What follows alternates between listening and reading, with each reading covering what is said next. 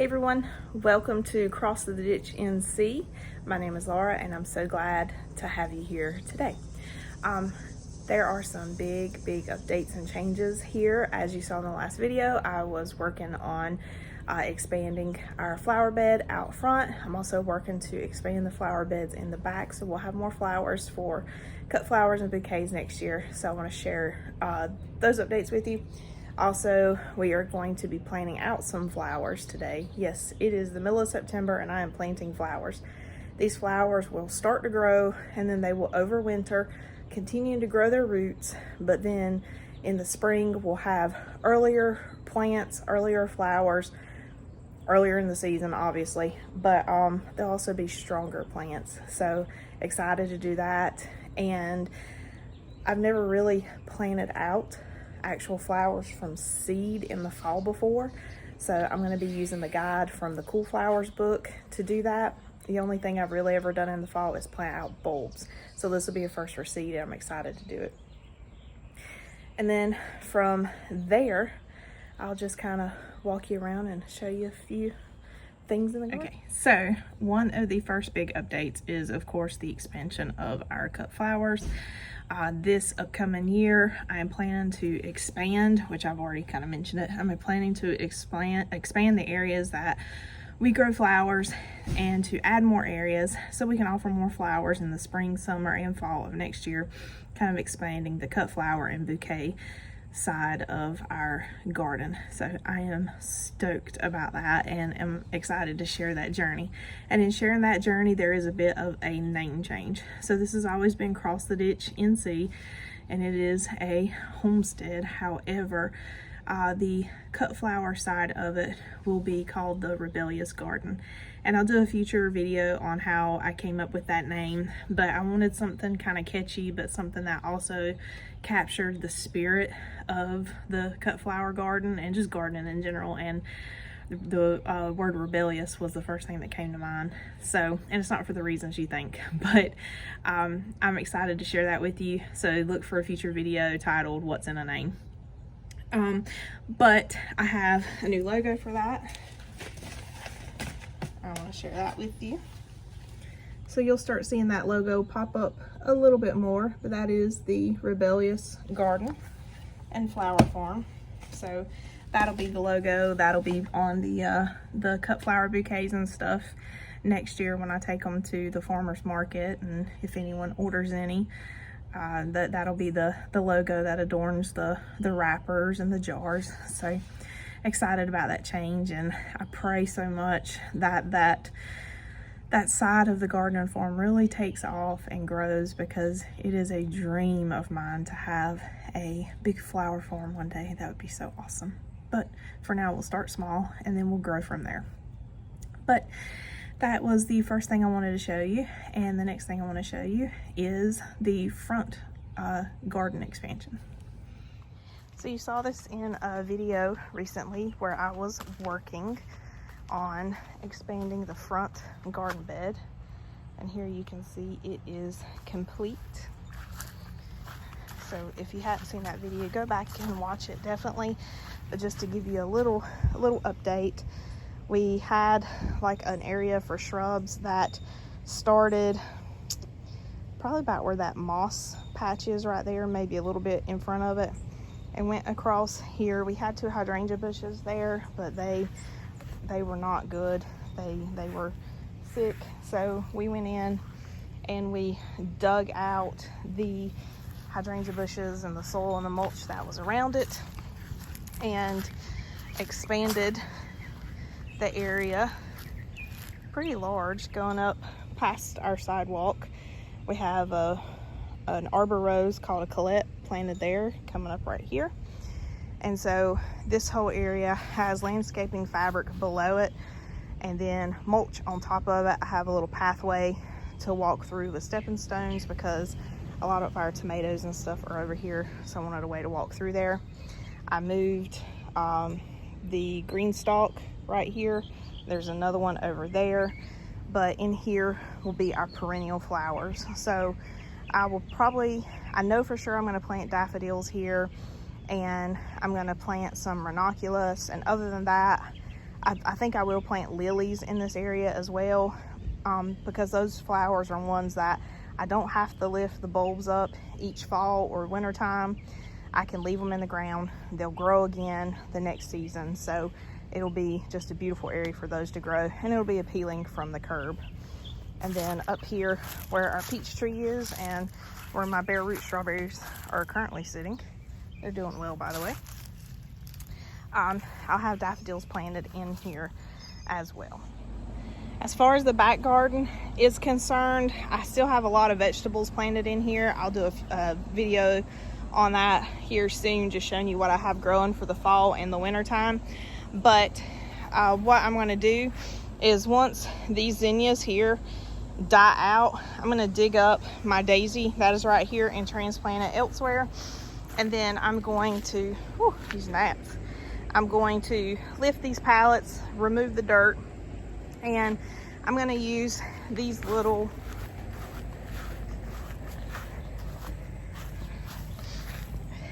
cement blocks like this to create a new bed. So you can just slip wood in here, and I'll be sure to video that. You can slip wood in here and then slip wood into the other end, and it'll hold it upright like the side of a regular flower bed. That way you don't have to worry about nailing and screwing stuff together.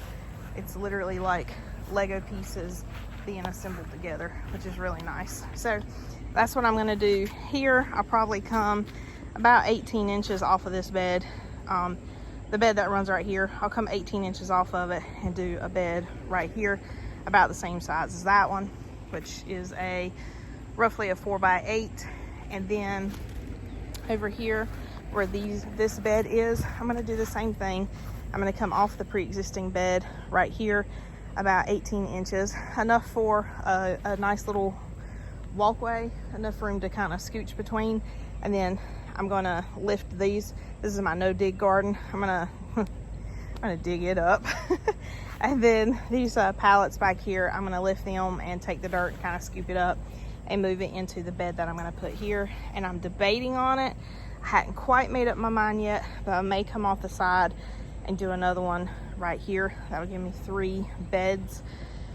We'll see.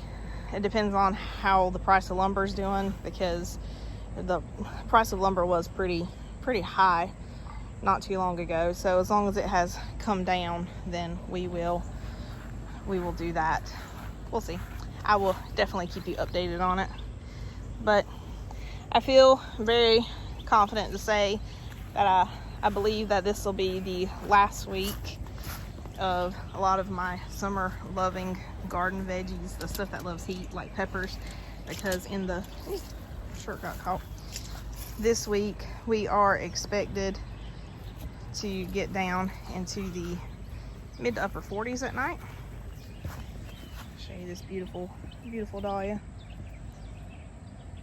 So we are expected to get into the mid to upper 40s at night. So I feel like a lot of the pepper plants will pretty much be done because cold temperatures stop them. But I think the cooler loving temperatured plants will be thrilled with those temperatures. This camera and I have fought for the past 5 minutes trying to get it level, and it still looks unlevel to me. But we're just gonna go with it because life's not perfect and neither is the camera angle. So yes, I am getting ready to start planting out some flowers this fall to kind of overwinter, grow and overwinter, and hopefully it'll produce beautiful blooms earlier in the spring next year. So this is my first time doing this, typically with planting out stuff in the fall to grow next year. I'm used to dealing with bulbs like daffodils and tulips, not so much planting out seeds. So it'll definitely be a learning curve and an adventure, and I'm excited for it because I love learning new things and trying new things, and I hope it will be successful. I'm going to do everything like I'm supposed to do, so we'll have the best chances of success. Of course, I'm going to do my best to document everything on the way. But the method that I'm using, and I say method, the guide that I'm using is Cool Flowers. It's an awesome book. I got it off of Amazon. It came highly recommended by many people, and it goes through and it guides you on what a hardy annual is, and it all depends on what zone you live in as to what plants you can, or what seeds you can start in the fall and over winter. But it explains hardy annuals, it explains preparing your soil, it gives you detailed information on some of your most common hardy annuals, and it goes into seed starting, whether you're doing it indoors, outdoors, and then transplanting it. And then it gives you a great guide as far as what zone you're located in, as to what you can plant outdoors during the fall and winter, or what you can start indoors and grow and plant early spring. So it's a great guide. So the book has an appendix B in the back, that lists the botanical name, the common name, the winter hardiness zone, so what zones you can plant this out in and overwinter it, and then the preferred seed starting method, whether you need to start them indoors and then sow them outdoors, or if you need to, or if you can just, you know, direct seed them into the dirt outside. So I have gone through the seeds that I have on hand and pulled out the ones that I want to sow outdoors. Unfortunately, I am one of those people that I overanalyze and I research and read because I don't like getting things wrong. I don't like messing up, which is ironic because gardening and farming is, sorry, the gnats are out here like crazy, is one big learning curve, and it's always full of mistakes. No matter what your experience is, you'll make a mistake at some point, but I try to avoid it the best I can. So I spent so much time learning about this that I have missed my window for the seeds that I could plant indoors and then transplant out.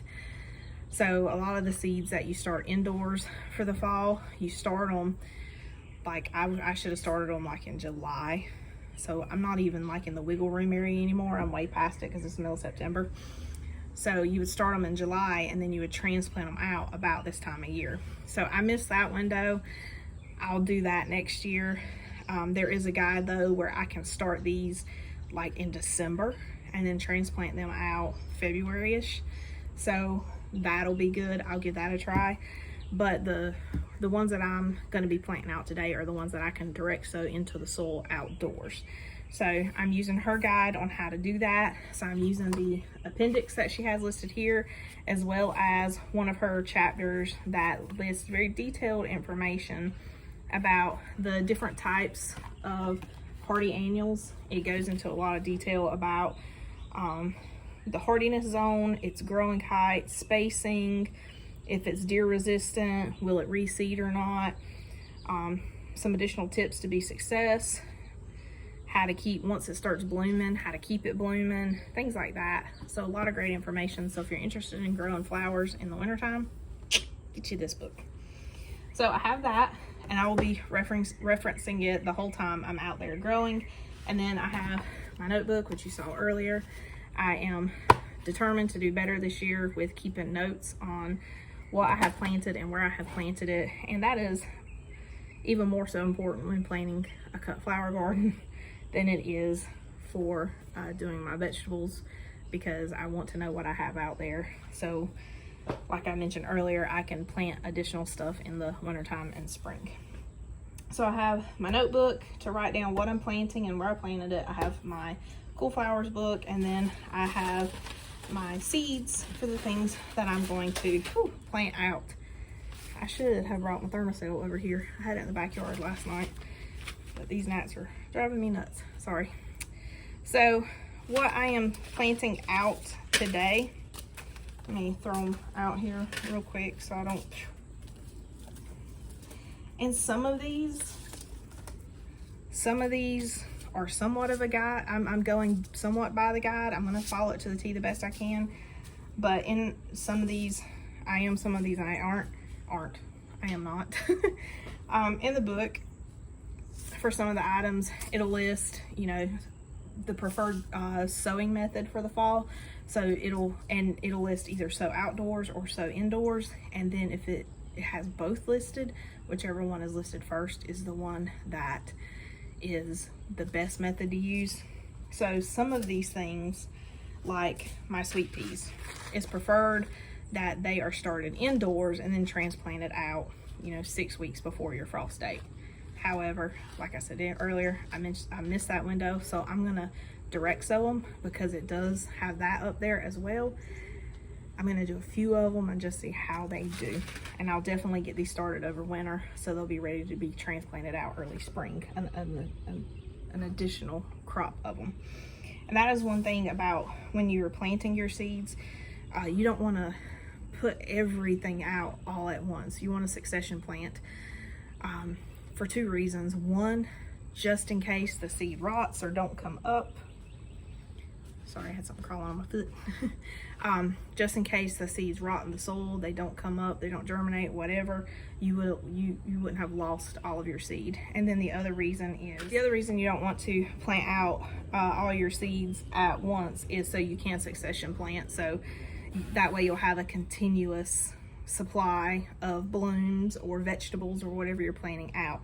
So as your first batch starts to die off, your second batch will be coming into maturity and producing, and then your third batch will be coming into maturity and producing when that second batch is dying off. So you just kind of keep the cycle going for as long as you can.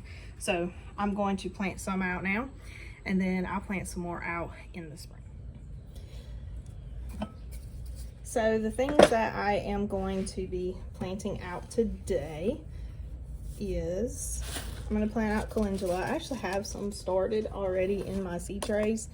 I'm going to plant some of these out, just direct sown into the dirt and see how they do. I'm going to plant out sweet peas. I pulled 3 varieties. I have a few more in the house, but I pulled out these 3, and I'm just going to plant a few of each of these and see how they do. So I have from Johnny's, I have the Elegance formula. That's what both of those packs are. It's just a mix of various colors. And then from Baker Creek, I have this beauty. I love that. I'm going to plant out some Larkspur. Love in a Mist. This is something that was recommended to direct sow. Bouquet Deal, another item that was recommended to direct sow. And then one that I'm going to experiment with are peonies. So I have cream, crimson, and black here. These, you can see the pictures on these. And then this is a cream colored one. I'm going to experiment. The seed packets say direct sow in late fall or spring as soon as soil can be worked. So I'm going to give these a try. I'm going to plant some this fall and this spring and see how they do. So I have already direct sown some Rudbeckia around our apple tree, and I've been keeping it watered daily, so hopefully we'll see some little sprouts here before too long.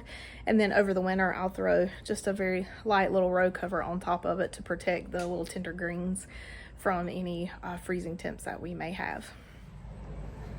So in this bed I have Love in a Mist and Bouquet Deal planted. I've got to soak my sweet peas overnight, so I'm going to put sweet peas on all of my arches, which I have sugar peas growing here. Sweet peas are toxic to consume, so I may or may not put sugar or sweet peas on this so I don't get them mixed up with my sugar peas, which there are differences. The pods are completely different, so it would be difficult to get them mixed up, but I don't want to risk it, especially with one of the kids coming out, so I may put them somewhere else. There's a good chance I'll put them on this back panel right here next to where my carrots are. But I put calendula over here. I'm gonna wait to plant the poppies and the larkspur just because they need cooler soil temperatures, and with it still in the 80s and knocking on 90s door up here, I don't want to plant them out right now because I just feel like that'll be like a complete and total failure if I do. So I have those items planted, and I will plant more here when it starts cooling off. So with that being said, I have officially started planting the flowers for the spring cutting garden.